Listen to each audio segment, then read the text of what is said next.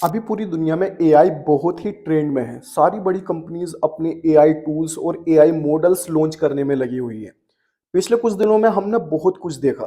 पहले open AI ने chat GPT को लॉन्च किया, फिर गूगल ने जेमिनाई को लॉन्च किया, फिर एलोन मस्क ने ग्रोक एआई को लॉन्च किया, फिर एंथ्रोपिक ने क्लोड को लॉन्च किया। लेकिन अगर पिछले कुछ दिनों की अगर हम बात करें तो एंथ्रोपिक एआई की रेस में काफी आगे बढ़ता जा रहा है। स्पेशली तब से जब से एंथ्रोपिक ने अपने एआई टूल्स के अंदर कुछ ऐसी कैपेबिलिटीज ऐड की, कुछ ऐसे एआई टूल्स और प्लगइन्स लॉन्च किए जिसकी वजह से बड़ी आईटी कंपनीज जैसे टीसीएस, इन्फोसिस, एक्सेंचर, कैपजेमिनी जैसी कंपनीज के शेयर्स एकदम से डाउन हो गए थे, क्योंकि इन्वेस्टर्स को लगने लगा था कि जो काम ये आईटी कंपनीज कर रही हैं अब वो काम एआई करने लगेगा। और जब एंथ्रोपिक इतनी तेजी से आगे बढ़ रहा है तो एक बड़ी न्यूज सामने आ रही है। वो न्यूज ये है कि एंथ्रोपिक अपने एक ऐसे टूल को लॉन्च करने वाला है जो कि बहुत ही एडवांस्ड कोडिंग और साइबर सिक्योरिटी का मास्टर होगा। यानी वो एआई टूल सिक्योर और रिस्क फ्री कोडिंग करेगा। लेकिन सबसे बड़ी बात यह है कि ये एआई टूल नॉर्मल लोगों के लिए अवेलेबल नहीं रहेगा।